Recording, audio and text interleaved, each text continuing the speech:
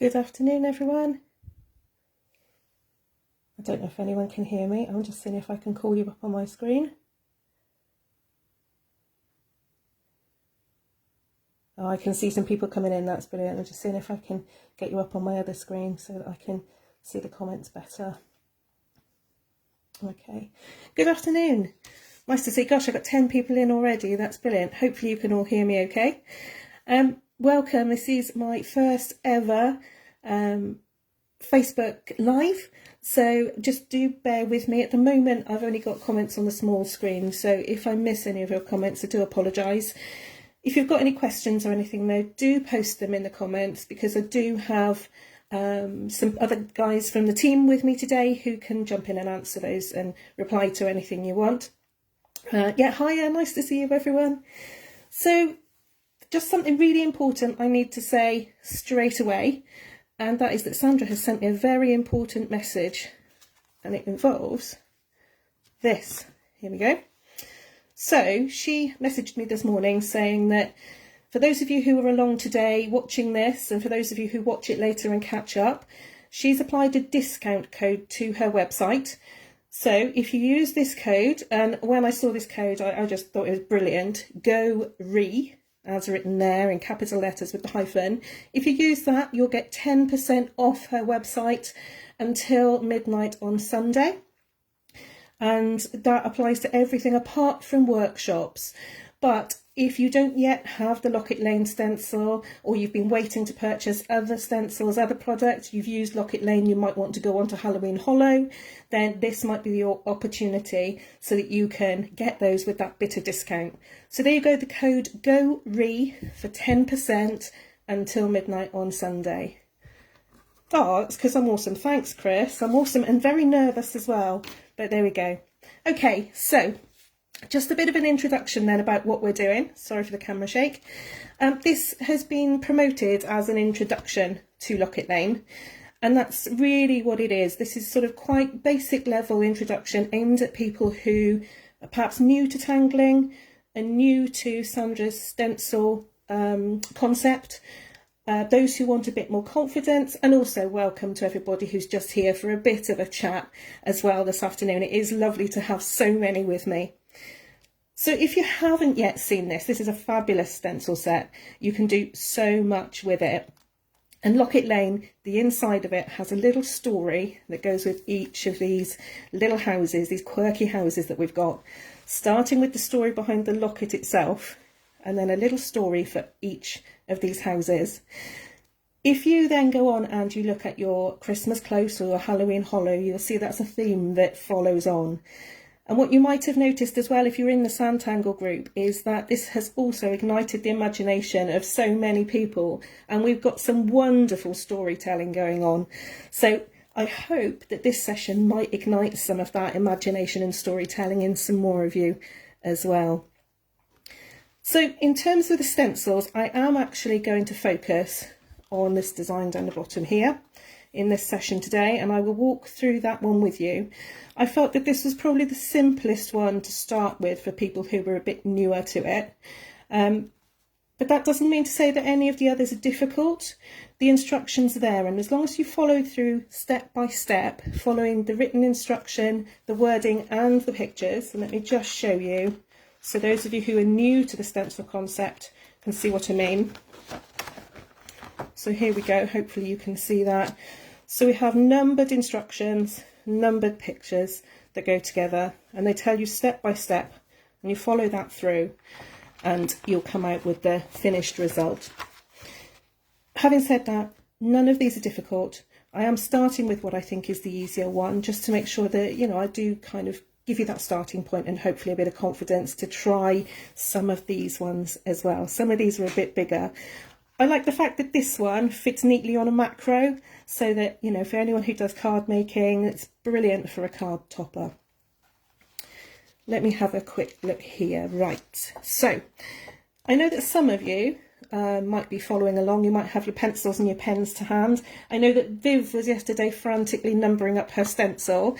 If you are tangling along this afternoon, I do need to go at a little bit of a pace to fit it in. So keep up if you can with your pencils. Don't worry about putting everything in pen at the moment. Don't worry if you get behind. There is a point at which I do jump ahead a little bit, but you know, hopefully you'll follow along. You can watch me back later and pause me. I know I tend to talk a bit fast as well, so do pause me later if you want to. First thing then, what have I got with me? I've got macro size tile or piece of card. I've got my stencil booklet and my stencil. And just a reminder that on the back we have our numbered picture here showing us what numbers we need to put onto our stencil. So you can see on mine here I've used a Sharpie, an ultrafine Sharpie, to put the numbers on in the same order as they are on Sandra's stencil, and that's really important because otherwise when you're following the instructions and she says use shape 17 and you've numbered it something else, you end up with all sorts of weird and wonderful things come out. So do try to follow the numbers, or do follow the numbers there, and you can't go wrong. Okay, what other equipment do I have? A lot of the framework will be done in pencil. Today I'm using one of Sandra's 2B pencils. Usually when I'm drawing a framework out, I tend to do it in something like an HB, and I tend to press very lightly for rubbing out. But today I'm going to do it a bit heavier so you can see it better. I have a rubber because we'll need to rub out our framework later, and I've got one of my normal regular fine liners. I'm using an 03 today, partly so you can see it clearly, but also with designs like this that I think really benefit from quite a lot of bright colour. I find that a slightly thicker pen outline really makes those colours stand out, and you don't lose the outline and feel that you need to redraw bits in. So that's what I'm going for today. Okay, so where do we start? I am following through the instructions, so I just get them open in front of me. And I always find when I start a design like this, hopefully you can see all this okay. I will zoom in from time to time, but at the moment I just want to put myself some ground in at the bottom there. And then we're going to start creating our first shape. So just a little bit to the right of the centre, I'm going to draw shape 20, it tells us to pop in here. And then shape number 6, this roof shape. So drop it down a little bit so that it's overlapping here. And you can twist it, you can alter the angle. I'm going to twist mine a little bit there and drop this one in. There we are. Okay, so then we're on to step 2. And step 2 is where we start introducing a little bit of shape. See if I can zoom in a touch. There we go. So at the top, we're going to follow this line up, and we're going to just extend it a little. I'm getting a lot of shadow. Hopefully you can see it okay. And this line as well, I'm going to extend that one. I'm going to cap it off at the top. And that's given us a bit of that sort of pumpkin roof shape. At the bottom then, if we're following the pictures and the instructions, it tells us to do some sort of flicking lines up, which will start to give us the shape that we want in the roof. And then let's round these off towards the bottom, giving them a bit of a wiggle as well. Remember, all these lines are just done in pencil at this stage, so you can alter them and change them about when you go over and put them in pen. Okay, next we're on to step number 4, and this is where we start to put in the door and windows. So it starts shape 11. Now, from experience of practicing this, I know that I want to put my door quite close to this edge to make sure that I've got plenty of room for my window and my window box and my little mouse door. So I'm going to drop this shape in here. And then for the window, we're going to use shape 53. I'm just going to have to move this down a little bit, so apologies if you can't see, just because my camera stand is in the way with it being an A4 stencil. But there we go. You can see where I've popped that now. And then we're going to use shape 22 to add in a cute little mouse door. We don't need to use all of this, it's quite a tall shape, so I'm just going to pop a bit of that in. So who's been putting mice and mouse doors in everything? I know quite a few of you have. I have been. Okay. Next, we're going to start to think about what's going on in the background. So we've got a little fence that's going to run along here. And where I tend to put mine, I look just a little way, sort of about that height on the door seems to work for me. And so I'll put in a horizontal line, drop it down. I'm using a ruler, but you can use the edge of your stencil if you don't have a ruler to hand. Any straight edge at all. Drop another one in. Hopefully you can see this okay. There we go. And then some verticals. So I'm going to drop a couple of fence posts in along this side. And a couple of fence posts along this side. Hi everyone who's just joining. A couple of fence posts this side. A couple of fence posts this side. Not critical where they go. And then we're going to put a little upside down V shape on the top.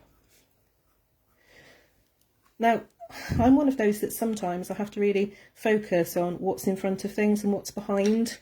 So what I sometimes do with things like the fence posts, I will come in and I will rub out some of my lines because I know that I want these vertical posts to be in the front. So I will do that.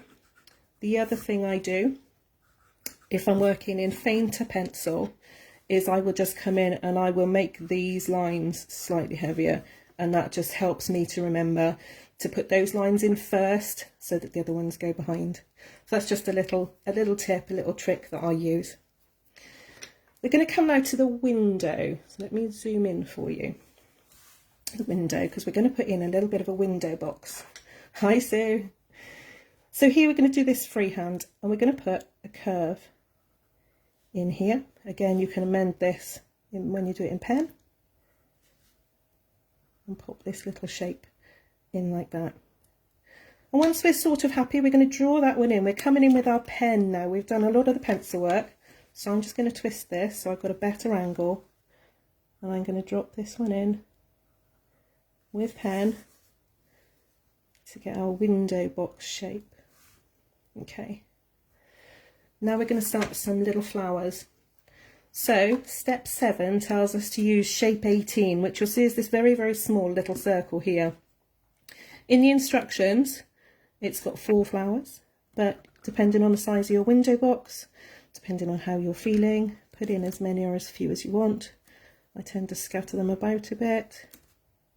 There you go. Sorry, I've got a bit of camera wobble today. I need to tighten up the legs of my table, I think. And just draw a couple of stems in to join them into our window box. And at this point as well, we can now draw in what we can see of our window. So let's go over that top line there. And then I'm going to come down here. This is the way I've found easiest to do these windows, is to do the middle down first and then work down the sides. I know I want to come down there as well. I know I want to come across there too. There we go. So you can see my window behind my window box. What I'm going to do now, actually, I'm going to draw in this bottom line, my ground, in pen. Just because I think, you know, I've got my fence in place now. I know where the bottom of my house is. Let's drop that in. And then I'm going to draw over my mouse door shape here. And add a little bit of detail to the outside. So I'm going to pop some half circles all around the outside of that. There we go. Returning to our little flowers, we're going to turn these into something that looks a little bit rosy. So normally when we do spirals, we start in the middle and we work outwards, but these look really good. It works really well if you start on the outside and you spiral in. It seems to give you a sort of better control for these actual flowers themselves. So there we go, spiral in, and there we go. Then we are coming to the roof. Thank you, Sheila.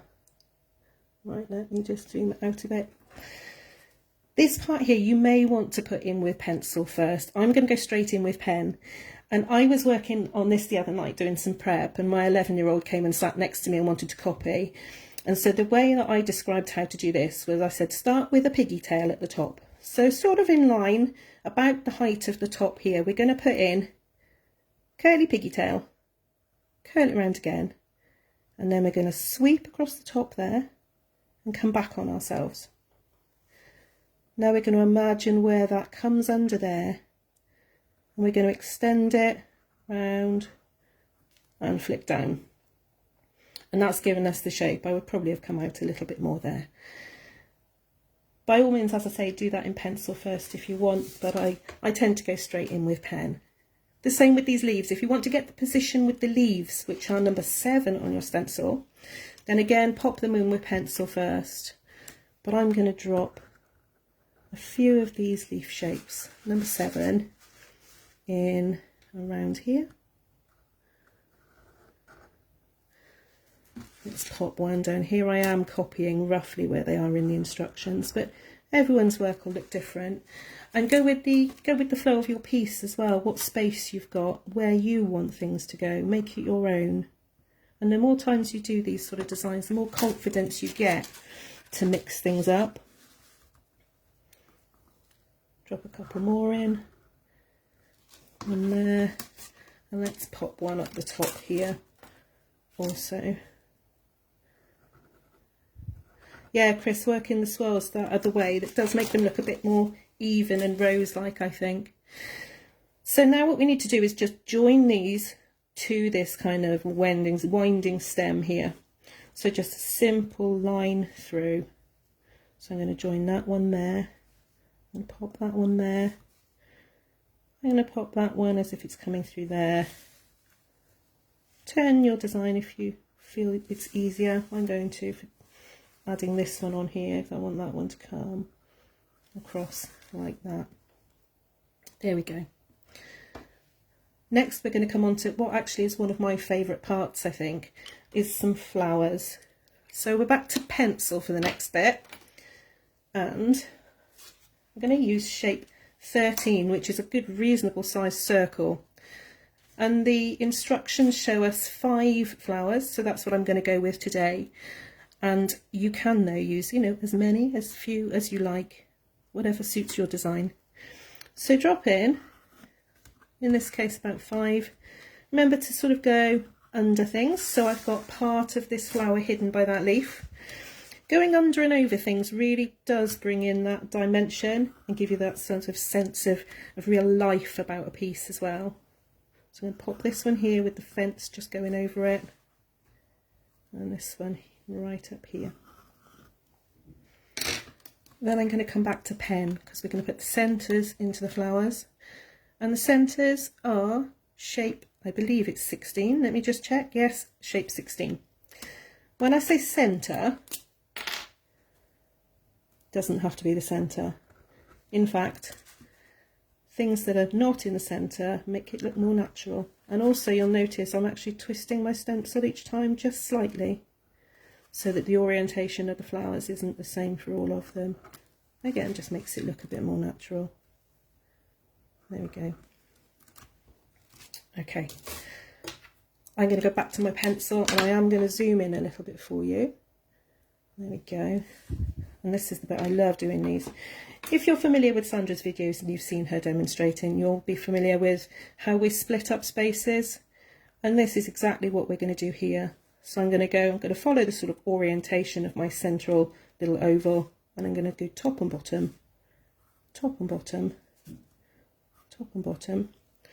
And then I'm going to turn it round, bring you back into view, top and bottom, top and bottom, top and bottom, and keep going.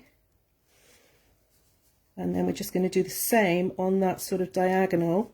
So we're splitting it, I didn't do one line there, splitting it like so, to make sure we should have 8 sections for each of these flower shapes.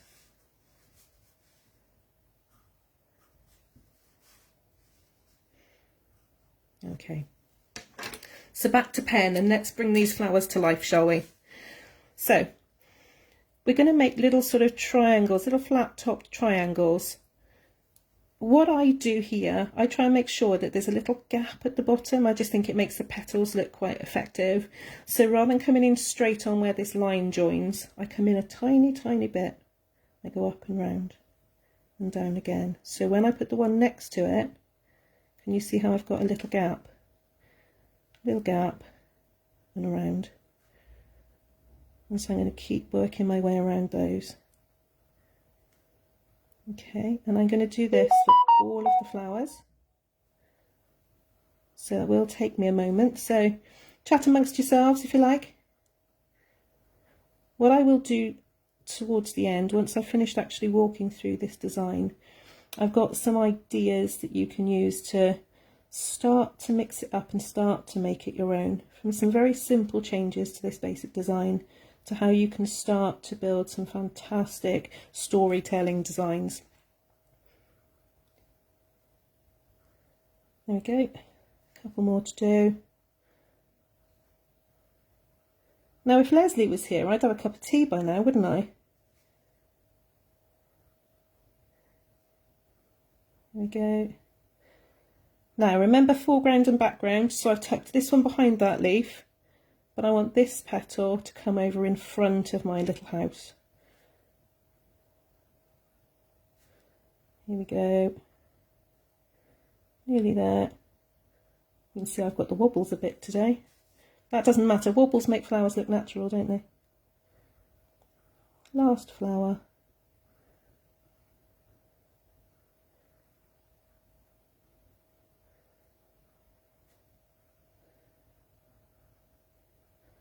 There we are. Okay, brilliant. I'm going to zoom out for you now a bit. Hi Viv. There we go. Yeah, my voice isn't as calming as Sandra's, Viv. Sorry about that. Right. Oh yeah, I don't have a Dobby. That is good, yeah. And I don't have my daughter around. She's nearly as bad as Dobby, so I'm quite lucky there. Next, we're going to ground these flowers. Let's give them some stems. You can follow where they are on the pictures on the instruction booklet, but actually just look at your flowers and see where the stems want to go. These little flowers, let's give them a life of their own. So let's drop these stems in here, remembering to go behind that fence. So I'm going to bring this one, it's going to come under here, and I'm going to pop it down there. My voice is lovely, thank you very much. I can sound very Welsh at times. There we go. Let's pop this one in like this, shall we? Where else shall we go? Just bad planning, Chris. Yeah, absolutely. Sure, someone there could get one for you. Well, I've managed to get rid of my husband to London today for work, so I am home alone, which is quite nice. And pop this last one in. I'm going to bring it all the way down here and tuck it down there.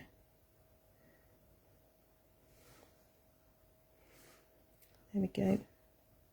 So now we're starting to see this design build really nicely, aren't we? So these lovely little rosy circle flowers that we did, we're going to drop some more of these around this bottom area, around the fence. So let me just come in a little bit for you. Not too much, just a little bit. There we go. And I'm going to go back to that small circle on my stencil, number 18. Very, very tiny little circle. And I'm going to drop in a few of these, again, wherever you feel they want to go. I'm copying more or less the positions that are in the instructions, but it really doesn't matter, just to fill the space up a little bit. I'm going to tuck a couple down here, and again I'm doing under and over, so I've tucked one slightly under the fence work there. Oh, Sandra, that's brilliant if that's giving you the confidence to have a go. And if you are finding this video useful, then you can, of course, go back and watch it and go through it step by step, pause, step by step, pause. Yeah, I'm proud of being Welsh as well, Ruth. Yeah, absolutely. Okay, so we're going to do the same as we did on those first roses in the little window thingy. And I'm going to go round from the outside. I'm going to drop them in. I'm going to drop them in fairly quickly. There we go. and they need some leaves, don't they? So let's give those flowers some leaves. Let's have one peeking out from behind there. So I'm doing a very traditional leaf shape. So that kind of curve and a curve, line down the middle, and a little V in there. I'm going to pop another curve and a curve, line there, and pop it there.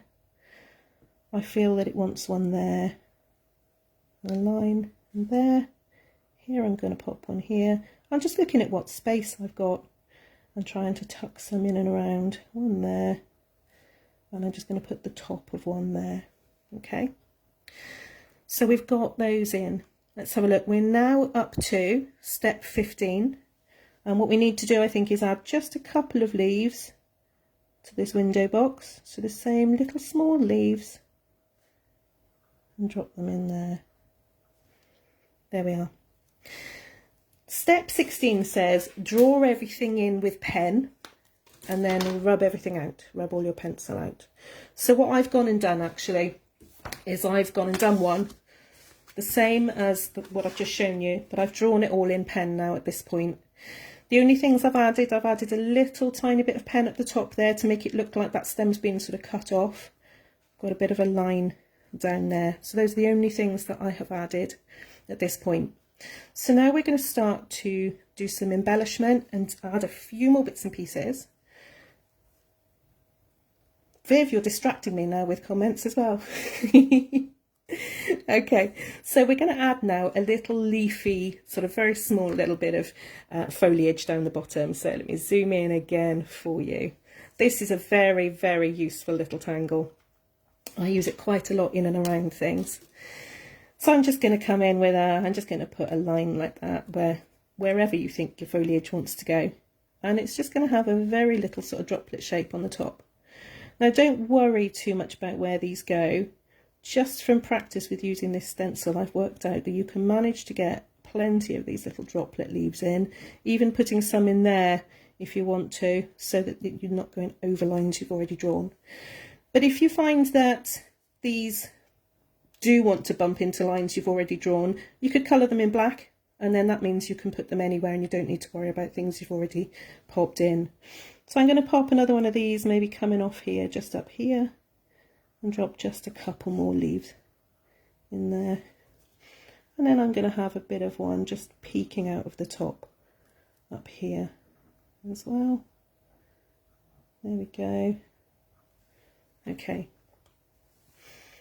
And if we go over to the other side, I'm going to do similar. This time I'm going to weave my leafy bit around here a touch. And I'm going to use the same sort of dropletty type leafy shape. Attach them as I go. Pop another one there. Pop one there. Let's pop a couple there. Just add them as you feel where they need them. There, like that, and I'll pop one on the top there. And then we've got this last fence post, haven't we? I think this needs a bit of something. So I'm going to go back and use a slightly larger leaf. I'm going to bring that behind there as well. I'm going to slightly larger, the same sort of shape as we did the rose, but I'm going to just put that single line in the centre on this one. I'm going to have one coming out from there as though there's a little branch behind. Pop another one there, come into the top, and I'm going to pop another one there as well. So we've got a little bit of difference in height. Bernadette, that's absolutely fine. I'm sort of quite looking forward to it, really, sort of to actually talk to you guys is just lovely. So yeah, thanks again for everyone coming. Okay, so we're starting to look nearly finished, aren't we? Let's look, let's zoom out for you. There we go. We're getting there, aren't we? So lastly then, really, the last few steps, we're coming on now to adding in a bit of a mossy patch down here. So the way Sandra has put this on the instructions is basically, you kind of just do a wiggly line that just kind of wraps around itself. It doesn't cross itself, but it keeps wrapping around. I'll be honest, mine sometimes crosses itself, but it doesn't matter on such a small piece, it's not a problem. So just wiggle some of this in. I alter the height of it a little bit to make it look a bit more natural. wiggle some in, and I've tailed it off to nothing there.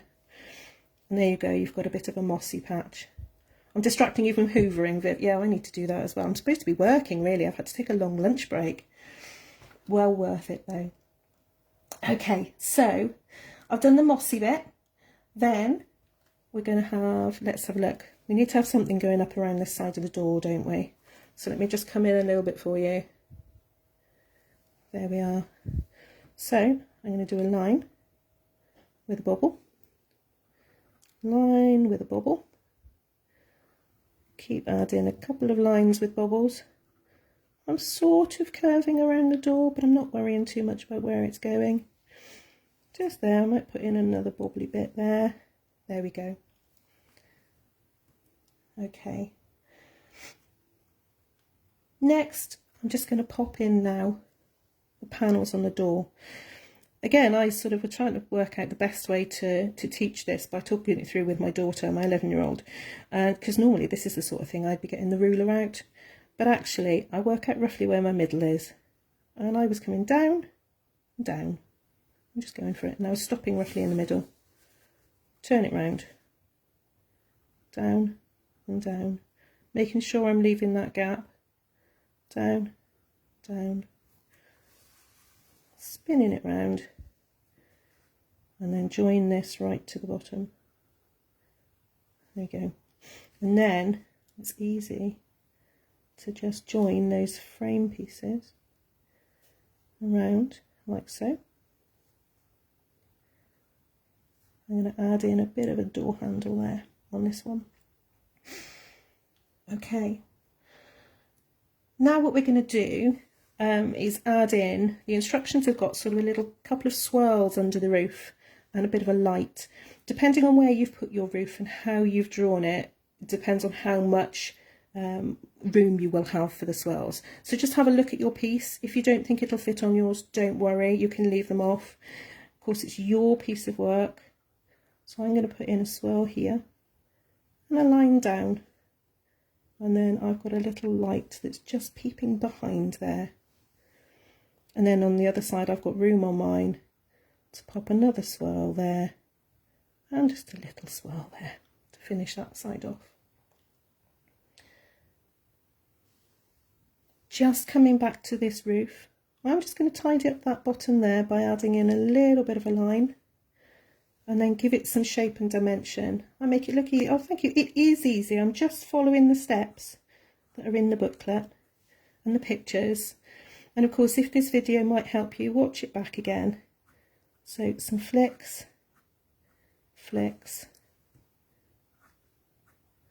Remember, the stencil is there to give you the shapes that you need, the scaffold, if you like. And once you're confident in drawing those basic shapes and adding some bits, then you can go off and come up with all sorts of wonderful things. We are very nearly there. So on these flowers here, this is a funny little thing. It's just a tiny dot, but it really makes a difference to the look of these flowers. When I move my hand in a second, you'll see how different they look straight away. Swirls. Yes, swirls can be tricky, but have a go. Some people actually do find it easier to draw swirls coming from the outside. Hang on, let me do it without holding a pen and then I can do it better for you. Coming from the outside and working in, because you sort of naturally have got a line to follow. Some people find it easier to start with a dot in the centre and then work outwards. But it's just something that comes with practice, and the more you do, just sit and doodle and draw a whole page of swirls and see at the end of sort of 10 minutes of doing swirls how they've changed.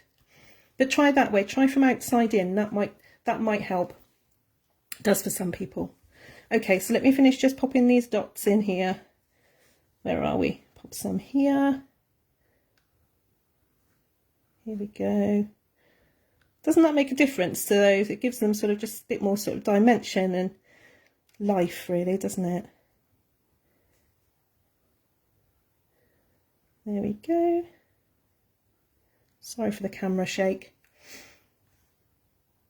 Okay. Then there's not a lot to finish off, but we need to add a little bit into these gaps here. So let me come out again. Let's put some tall grassy things in. Will you be doing this each week, Sue? Goodness me. I work full time. I do samples for Sandra. I have an 11-year-old. I won't be doing it every week. If you have liked this video though, there are a couple of us in the team that might be well, you know, up for giving it another go. So I don't know about every week. It depends on who wants to get involved. But I know that there are a couple of us, and I'd certainly, if you've liked this video, I'd certainly be up for doing another one. And, you know, we could sort of listen to what you say about what stencils you'd like support with. I'm seeing lots of likes come up, lots of hearts come up. So yeah, let us know. Let Sandra know if there are stencils you need help with. And I know Sheila's just put a heart up. I know that Sheila's interested in doing some videos as well. So yeah, let us know. Let us know. I'm going to pop some leafy things in here. The instructions say that these always look better if you start from the bottom and work up. But it's up to you entirely. I actually work up and then I work down again, and I find that's, for me, I get the best shape. I'm going to do one that tucks behind here and just peeps out there a little bit. So just work your way down, imagining where it's going to go. I'm going to do one that comes there a little bit higher. And then it's going to come down behind some of these. Oh, I didn't join those leaves on, look, silly me. See, I'm like Sandra, I always miss something out. Don't tell her I said that. There we go. I want a couple more bits in here, don't I, this side? Just a little bit of interest. Bring that down there. And I'm just going to have the tiniest one peeping through there. Okay. Chris, thank you. I sound like I've been doing it forever. I do a lot of training with my work. I do a lot of training in safeguarding and child protection. So even though this is completely different, I'm used to opening my mouth and talking. So I think just because of the experience I've got with teaching, that's actually really, really helping me today. Okay, we are very, very, very nearly there. So if you've got space above these dividing lines between these sort of bits of the leafy roof, we can draw in some bubbles. I don't have much room, but I'm still going to pop them in anyway. So you would do a biggish bubble, well, a small bubble, smaller, smaller, smaller, smaller, working up like that. But obviously I haven't got the space to, so I'm not going to put those in there. But I've put that one in, even though I can't see the others, because I want to echo that up here. And it just ties it together. So there we go. Yes, Heather, this is going to be available later. I think Chris said he's going to pop it on YouTube as well. Yes, bubbles, Chris, bubbles. My bubbles, some of you will have heard me say before, my bubbles tend to have corners. Do take your time with bubbles and try and get them round. Remember Sandra's little tip with bubbles of drawing round them twice. And that makes it much more of an even shape. It's something that I'm not very good at doing. I tend to rush my bubbles and yeah, they end up with corners. Okay, last thing to do then. We're going to add a few more little curly bits, just for a bit of interest. Coming off here, a few more sort of tendrils really, aren't they? And one coming down there. And then, let's zoom out and pop that there. And we have our design, apart from one little thing. Let's give the mouse hole a door. I always do my door handles on the right hand side. Sandra does hers on the left, but so I'm just going to give it a few little dotty dashy lines down, and just finally, to give this the sort of look of a slightly rounded shape, I'm just going to do some dots and dashes around, following, imagining that 3D sort of slightly rounded shape we've got there. And there we go. That is that first design completely drawn. So I hope that you sort of managed to follow along and keep sort of, you know, get the sort of understanding of how I use the stencil. This is one that I did exactly that format and coloured it in. On the instructions, Sandra's done hers in sort of pumpkin-y colours, but I thought I'm going to do it completely differently. So I've gone sort of more fuchsia, and I think that works really well. I plan to ink around it. I'm going to use the firefly stencil to put some spotties in the background, and probably the sort of pebbles in the bottom. But also I'm just going to talk a little bit for a couple more minutes, because what we want to do now is take it on to use that imagination. Where do you want to go from here?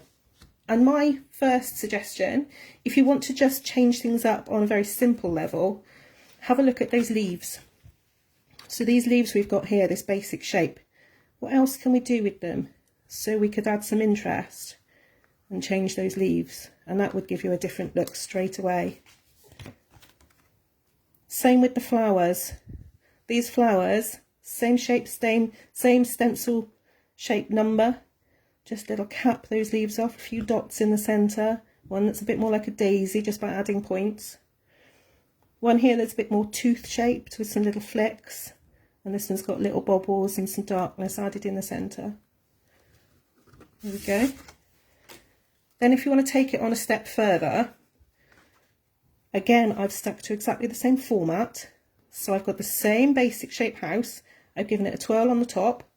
I've changed this roof. I've changed which stencil shapes I use for the doors and windows. But I've gone back to the instruction booklet and I've looked to see what other shapes are on here that I like. So I like this rose flower. I like these tall frondy things that are in this one. And I like these little tiny flowers here. So what I've done, I've put the little tiny flowers I've used for the window box this time. Those roses I've put over here. I've put these fronds behind here. The flowers we did in the first one I've popped in there smaller. And then I've come to the stencil set and we have some wonderful shapes. Let me move that just a bit. Wonderful shapes here for doing little toadstools and mushrooms and things like that. So you can use those and add those in. Finally, on this design, this is where then you can start to let your confidence take you to other places. So I've got my same house, same format again, using the stencil as well. We've got this big shape here, big mushroom house shape we can do. This one, I think this is their playhouse, do you? Thank you, Amanda, that's lovely. I've got a tree coming in the back. I will finish this one. I'll do this one, I'll colour it in and I'll post it at some point. Just give me a few days, but I will do that. There's a massive amount that you can do with this stencil set. So just bringing that back in. And as I say, they're not particularly difficult. It is just about following those steps. There's lots and lots of inspiration in the Sanntangle group. For a start, you've got the albums that the creative team post our samples in, so you can have a look in there for any of the stencil sets. The recent ones in particular, we've got a host of samples in there, so you can get some inspiration, but also looking back through to see what other people have done. There really have been some fantastic things done with this set, so do have a look. I would say just on these, just a couple of little hints. These ones, just pay attention to where you're going under and over things, particularly, for example, in this one. Let me come in, because this is where I nearly came a cropper. Putting these bits into the clouds here, these little bits that go in and weave in and out. So just make sure I drew everything out in pencil, rubbed out some lines before I committed to pen with that one. So have a little, sort of just make sure you take your time on that. And the same down here with this one. I'm still working through from the middle of this one and just having to concentrate a little bit on which bits are in the foreground to remember to put the balcony bits in front of the other bits. But just follow those instructions through and you will get there. I hope that you're going to have the confidence now to go away and try it if you haven't already. I'm going to bring in my little reminder for those of you who weren't in at the beginning. This special little code here, GORE, which did make me chuckle, thank you Sandra, gives you 10% off things on her website, on the Sanntangle website, sanntangle.co.uk. Everything on there 10% until Sunday midnight, apart from workshops. So if you haven't got this stencil set and you want to give it a go, or you do want to go on and try Halloween Hollow, Christmas Close, or any of the other stencil sets, the frame sets, or you just want to stock up on pens, pencils, tortillons, tiles, use that 10% while it's here with that code. Thank you very much, everyone. I've really enjoyed the session. Inking help, yes, that would be really good. Yes, we can definitely, I think, if Sandra's happy for us to do more, I'm sure we can do some inking one and some background demonstrations. That was brilliant. So thank you very much, and I will hopefully see you all again soon. Bye, everybody.